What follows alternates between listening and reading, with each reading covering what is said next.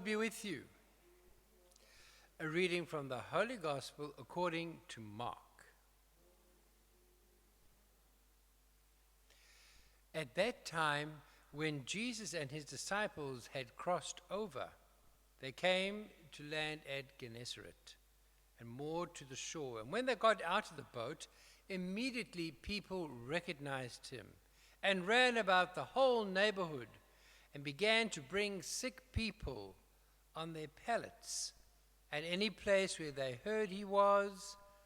And when he came in villages, cities, or country, they laid the sick in the marketplaces and begged him that they might touch even the fringe of his garment.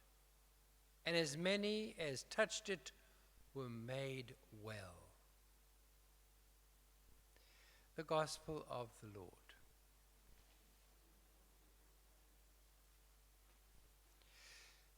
As many as touched it were made well. You've heard me saying before that a child that is touched lovingly and caringly by its parents right from the moment of its birth has far greater advantages in feeling secure and responding to the world than a child who has fewer opportunities of its own biological mother and father touching it. And here we are in the COVID pandemic, and we are called not to touch. And in the beginning, I think you might agree that it was very difficult. But now we've almost got into the habit of when we see people, we don't immediately put out our hand. We might want to or feel the need to, but we've started to get into the habit of not touching one another. I've even seen people at the Sound of Peace this weekend kissing with their masks on. That's a husband and wife. I thought that was rather strange, but we're in strange times. Touch is so important.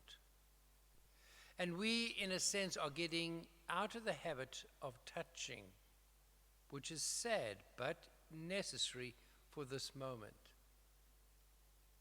So I wonder if we can see another kind of touching that is important for us. Maybe we need to start looking at how God touches us every day, even through other people.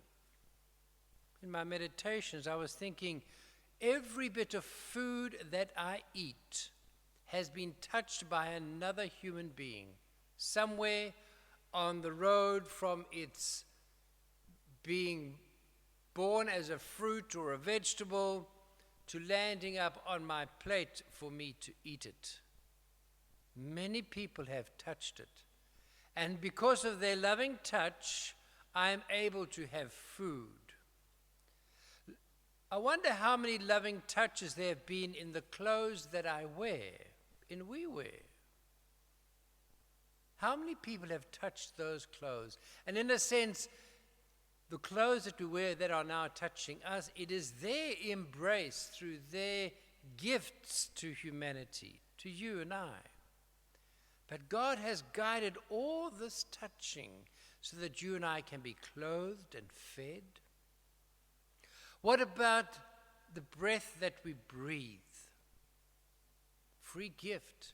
We breathe it in, we can feel it. That is the hand, the breath of God, touching us, giving us life every moment.